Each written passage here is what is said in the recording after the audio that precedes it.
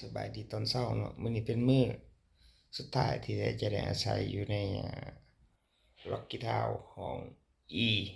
203นะมื้อนี้วันที่17เนาะที่เราจะได้ย้ายออกตอนเวลา2โมงมื้อนี้นะแต่ว่าต้องได้ย้ายออกในตอนเช้าก่อนแล้วมันจะต้องกวาดห้องเป็นในเวลา2โมงเนาะมื้อนี้เราก็สิมาเสร็จแบบเดี๋ยวไปสิกวาดห้องแบบนี้แบบถุงน้ำกระเป๋าเราก็เตรียมเรียบร้อยนี่อุปกรณ์นะเสียงบริเวณห้องใส่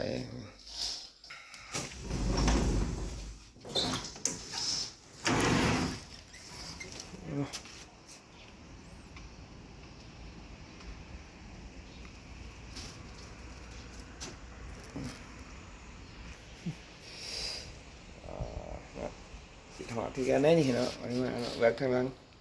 เป็นตรงหน้าเป็นน้องบัวอย่างนี้น้องวัวด้วนๆกับตรงหน้าข้างพูดนะเดี๋ยวจะออกไปเบิ่งหน้าห้องนะ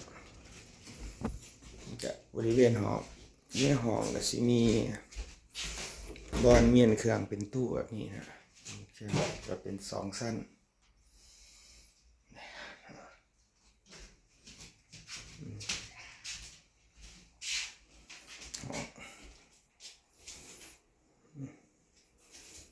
ห้องน้ำ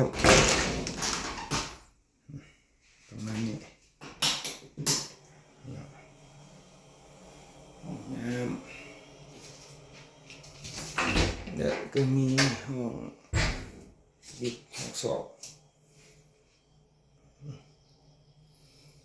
ประมาณนี้ห้องน้ำอันนี้วันตั้งเตาแก๊ส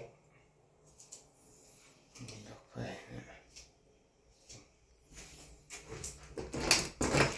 ออกไปทางนอก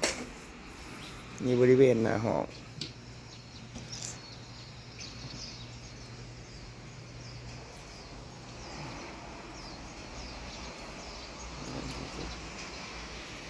ห้องละ203เมตรงาม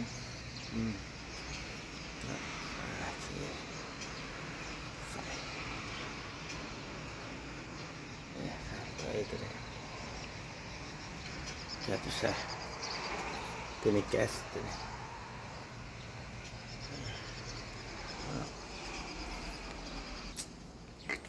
เล่นเอาครับตึกอีครับเรื่องเทิงมันก็สิเป็นวันรอสันเนาะห้างรอสันรอสันวันหากินกาแฟประจำหลังเป็นกสิตัวนี้เนาะตัวรูปสูงเข้าไปปลายเป็นดีพีโอเคก็มีถังขี้เหงื่อฮะอันดีถังขี้เหงื่อประมาณนี้